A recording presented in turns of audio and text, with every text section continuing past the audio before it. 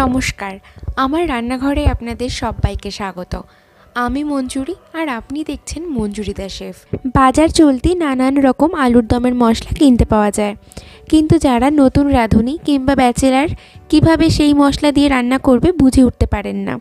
চলুন আজকে তাদের জন্যই আলুর দমের রেসিপিটি শুরু করা যাক। মঞ্জুরি দ্য শেফে থাকছে সেরা সেরা রেসিপি। চ্যানেলটি সাবস্ক্রাইব করুন আর এই ঘন্টায় একটা ক্লিক করে দিন, যাতে করে আমার সমস্ত রেসিপির আপডেট আপনার কাছে পৌঁছে যায়।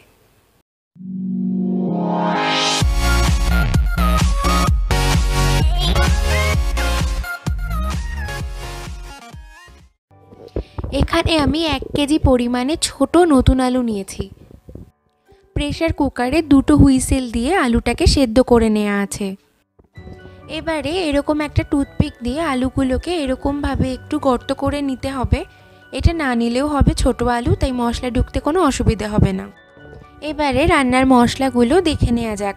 একটু ডেসক্রিপশন বক্সটা চেক করে নেবেন, আমি সমস্ত উপকরণ সেখানে ডিটেলে দিয়ে দিয়েছি।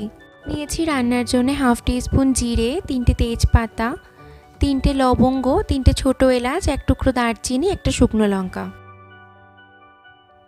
আদা বাটা, স্বাদ মতো চিনি, স্বাদ মতো নুন, হলুদ আর ধনেপাতা।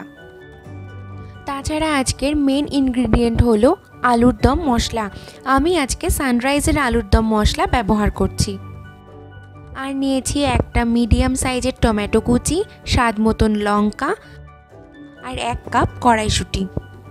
কড়াইতে আমি 20 গ্রাম অর্থাৎ 4 টেবিল স্পুন মতন সর্ষের তেল দিয়ে দিলাম। এর মানে এই নয় যে সর্ষের তেল দিয়ে রান্নাটা করতে হবে, আপনি চাইলে সাদা তেলেও রান্নাটা করতে পারেন। তেলটা এই পর্যায়ে গরম হয়ে গেলে এর মধ্যে দিয়ে দিচ্ছি যাবতীয় গোটা মশলা ফোড়ন। ফোড়নটা 30 সেকেন্ড সময় নিয়ে ভাজবো, যতক্ষণ না ফোড়ন ভেজে একটা সুন্দর গন্ধ বেরোচ্ছে। এখন এর মধ্যে দিয়ে দিচ্ছি টমেটো আর কাঁচা লঙ্কা। আমি আজকে নিরামিষ আলুর দম তৈরি করছি। আপনি যদি পেঁয়াজ রসুন দিতে চান তাহলে এখন পেঁয়াজ আর রসুন একেবারে দিয়ে ভাজতে হবে, তারপরে দিতে হবে টমেটো আর কাঁচা লঙ্কা।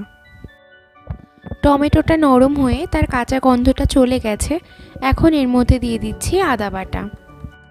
গ্যাসের ফ্লেমটাকে এই সময় মিডিয়াম হিটে রেখে আদাটাকে ভালো করে ভেজে নেব। এখন এতে দিয়ে দিচ্ছি আলুর দমের মশলা। আমি এখানে 2 টেবিল স্পুন মতন আলুর দম মশলা ব্যবহার করছি 1 কেজি আলুর দমের জন্য। এখন সামান্য জল দিয়ে এই মশলাটাকে ভালো করে কষিয়ে নিচ্ছি।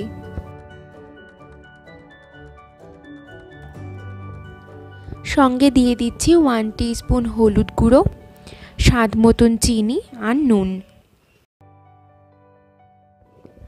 আরও 1/2 কাপ মতন জল দিয়ে পুরো মশলাটাকে ভালো মতন কষিয়ে নেব।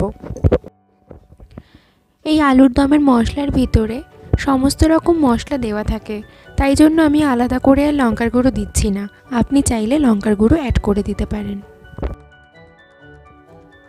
মশলাটা কষে তেল দেখা গেলে এখন দিয়ে দিচ্ছি কড়াইশুঁটি। কড়াইশুঁটিটা রান্নার শুরুতে দিলে অনেক সময় কড়াইশুঁটি একদম নরম হয়ে যায়। কড়াইশুঁটি দিয়ে কষাবার কিছু নেই, একটু নেড়েই দিয়ে দিচ্ছি সেদ্ধ করে রাখা আলু।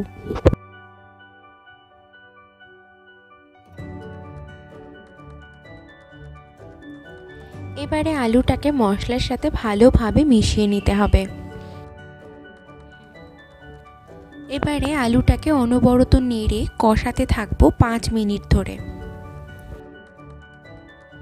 এখন দিয়ে দিচ্ছি ফ্রেশ ধনেপাতা কুচি।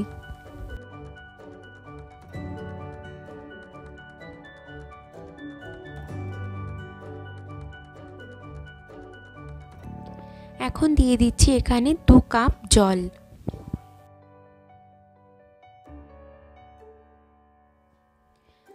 এখন এটাকে লো মিডিয়াম হিটে রেখে 10 মিনিটের জন্য রান্না হতে দেব।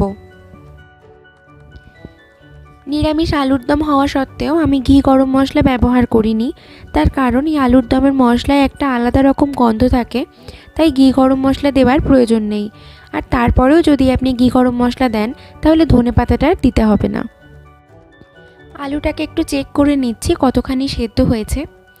আলুটা একদম ভালোভাবে সেদ্ধ হয়ে গেছে। এই 10 মিনিট বাদে আমি এখন এই গ্যাস ওভেনটা বন্ধ করে দিচ্ছি। আরও খানিকক্ষণ যদি ফুটিয়ে ফেলি তাহলে একদম শুকিয়ে যাবে। ব্যাস তৈরি বাজার চলতি রেডিমেড মশলা দিয়ে আলুর দম। এই আলুর দম আপনি রুটি, লুচি, পরোটা যে কোনো কিছুর সাথে সার্ভ করতে পারেন। আমি এটা কড়াইশুঁটির কচুরি দিয়ে সার্ভ করছি। এই কড়াইশুঁটির কচুরি রেসিপিটা কিন্তু একদম নতুন রাঁধুনিদের জন্য। আপনি যদি এখনও এই রেসিপি দেখে না থাকেন তাহলে এক্ষুনি এই লিঙ্কে ক্লিক করুন আর রেসিপিটি দেখে নিন।